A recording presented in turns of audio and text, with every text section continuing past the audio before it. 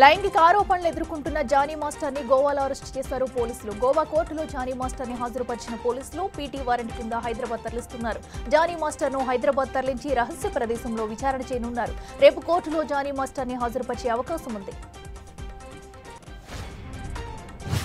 Johnny master బాధితులు ఇంకెంతమంది ఉన్నారో తేల్చాలన్నారు బీజేపీ ఎమ్మెల్యే రాజాసింగ్. ఎంతమంది అమ్మాయిలను మత మార్పిడికి ఒత్తిడి చేశారో నిగ్గు తేల్చాలన్నారు. జానీపై కఠిన చర్యలు తీసుకోవాలని సినీ పెద్దలను కోరారు. హంతకుడిని ఎలా ట్రీట్ చేస్తారో జానీ మాస్టర్ పట్ల అలాగే వ్యవహరించాలని పోలీసులకు సూచించారు రాజాసింగ్. వైసీపీ అధినేత జగన్ కు మరో ఝలక్ తగలనుంది. ఇప్పటికే బాలినేని పార్టీని వీడగా ఆయన బాటలోనే జగ్గయ్యపేట మాజీ ఎమ్మెల్యే సామినేని ఉదయభాను నడపనున్నారు. ఈ క్రమంలో ఉదయభాను రేపు వైసీపీకి రాజీనామా చేయనున్నట్లు ప్రకటించారు. బాలినేని శ్రీనివాసరెడ్డితో కలిసి ఆయన జనసేనలో చేరబోతున్నట్లు తెలుస్తుంది.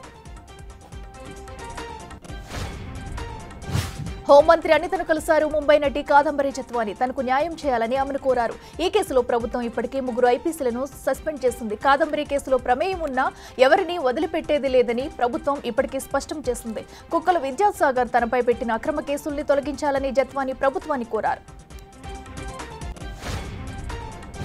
కాళేశ్వరం ప్రాజెక్టు అవకతవకలకు సంబంధించి తదుపరి విచారణ మళ్లీ మొదలైంది. Kaleshwaram commission chairman justice PC Ghosh Hyderabad కు చేరుకున్నారు.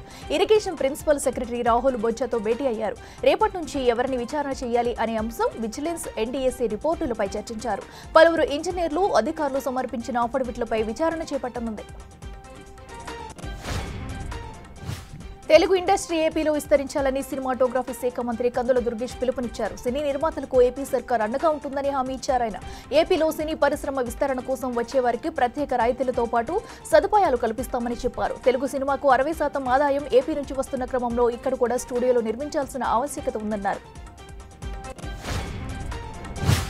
దేశంలోని ప్రధాన పార్టీలైన బీజేపీ, కాంగ్రెస్ అధ్యక్షులు లేఖస్త్రాలు సంధించుకున్నారు. తమ అగ్రనేత రాహుల్ గాంధీపై బీజేపీ పార్టీ నేతలు అభ్యంతరకర వ్యాఖ్యలు చేశారని కాంగ్రెస్ అధ్యక్షుడు మల్లికార్జున ఖార్గే ఇటీవల ప్రధాని మోడీకి లేఖ రాశారు. తాజాగా దీనిపై బీజేపీ అధ్యక్షుడు జేపీ నడ్డా కౌంటర్ ఇచ్చారు. రాహుల్ ఒత్తిడి కారణంగా కాంగ్రెస్ కాపీ పేస్ట్ లా మారిందని విమర్శించారు. అనూహ్య దాడులతో లెబనాన్ దేశం వణికిపోతుంది. మొన్న హెజ్బొల్లా సభ్యులు ఉపయోగించే వేలాది పేజర్లు పేలిన ఘటన మరొక ముందే నిన్న వాకీటాకీలు వరుసగా పేలిపోయాయి. ఈ ఘటనలో ఇప్పటి వరకు 32 మంది మృతి చెందగా మరో 3250 మంది గాయపడినట్లు తెలుస్తుంది.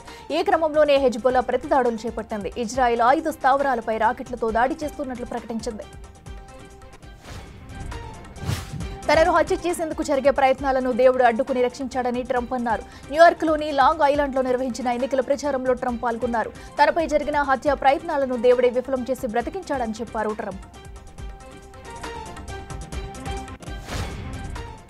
Breaking news